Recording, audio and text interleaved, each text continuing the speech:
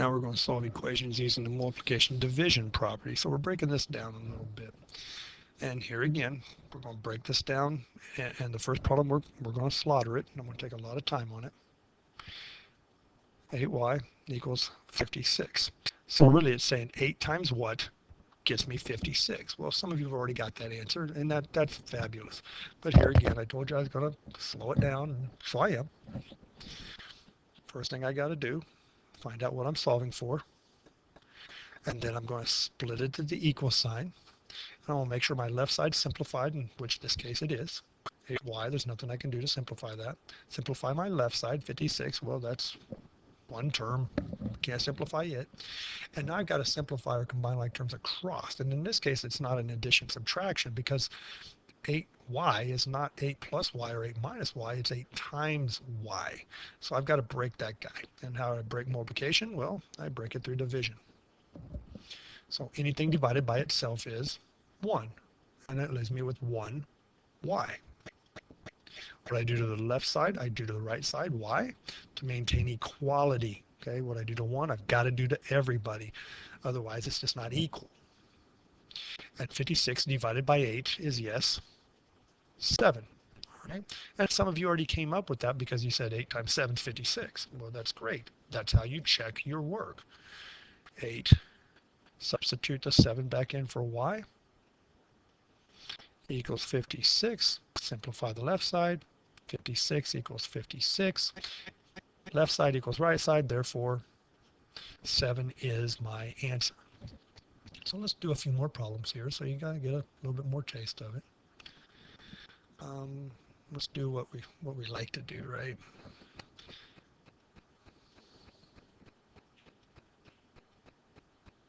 We love decimals, and for reasons really unbeknownst to me, because we're not much better in decimals than we are in fractions. But here we're still solving for x. Left side simplified, right side simplified. Got to divide. Anything divided by itself is 1, so I have to have the negative 5/10. So anything divided by itself leaves us 1x, so we get x on this side. What we do to one side to maintain equality, we do to the other side. And now I see a lot of people come over here and do some work, and that's fine, but we only got one term here, okay? And realistically, we can't have a decimal on my denominator, which is the same thing as having my decimal outside of my fractional or divisional box, right? So I'm going to take that, and I'm just going to manipulate it. I'm going to take it times 10. When I do the bottom, I do to the top, which is very similar to saying what I do to the outside, I do to the inside. It's the exact same thing. Okay, a positive over a negative gets me a negative. Okay, 5 goes into 6 one time with the remainder of 1. Goes into 17 3 times with the remainder of 2. Oh, don't forget my decimal. Right? And 5 goes into 25 5 times. So I get an answer of negative 13 and a half, or negative 13 and 5/10. If I want to know what's right, plug it back in for x. Left side equals right side. Here again, correct answer. A couple more problems. Let's do a fraction, because I know you've been itching for a fraction. Here's a fraction we don't turn into a decimal, because when we're dividing by 6, that's going to be a repeating decimal, and you'll end up rounding. It doesn't work, okay? Now, here again, I'm solving for t. Split it in the middle. Left side simplified. Whoop, right side simplified. How do I get this off? Well, yeah, I can divide 7/6, which is fine. That's great, because anything divided by itself, and it leaves me with t. That's not a problem. The problem happens over here. And this is when the critical thinking aspect of math has to kick in, because I've got a complex fraction over here, and we've not talked about those a lot.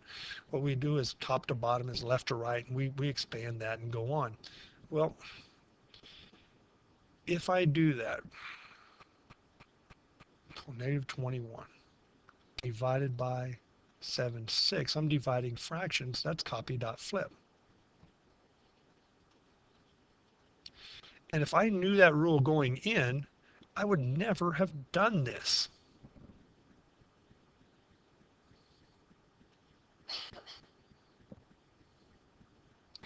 I would have come right here and multiplied by the reciprocal. which is this dot flip part. So I'm going to multiply this side by 6/7. Anything divided by itself, so the 6 is reduced to 1, is 1. So the 7 reduces to 1, and I get 1 over 1, which is 1, times t, which is t. And notice how it cut out a lot of that step. This stuff over here, too. What I do to one side, I do to the other. So that 6/7 has to be multiplied over here. And at that point in time, yes, I can go 126 over 7. That's a pain in the rear end, if you know what I mean. Or I can reduce. First, I get 1 and 3, and 6 times a negative 3 gets us negative 18. Notice how much simpler that looks than what I had previous. Okay, so it's multiplied by a dot flip, or multiplied by that reciprocal. Becomes very, very easy to do in fraction form.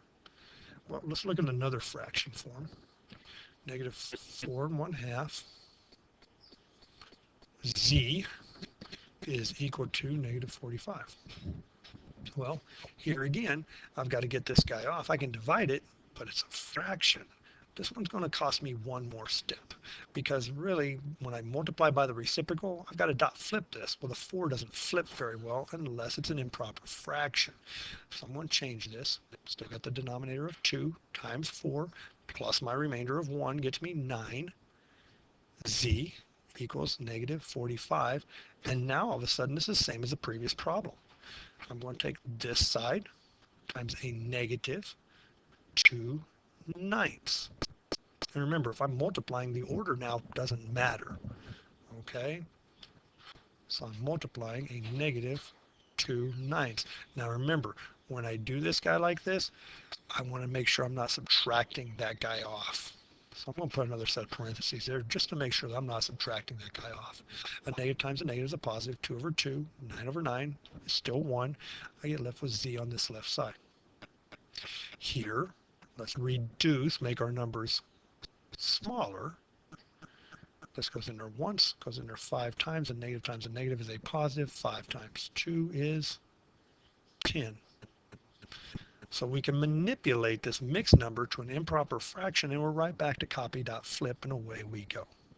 So hopefully that helps us a little bit when we're multiplying or dividing to find an answer using equations.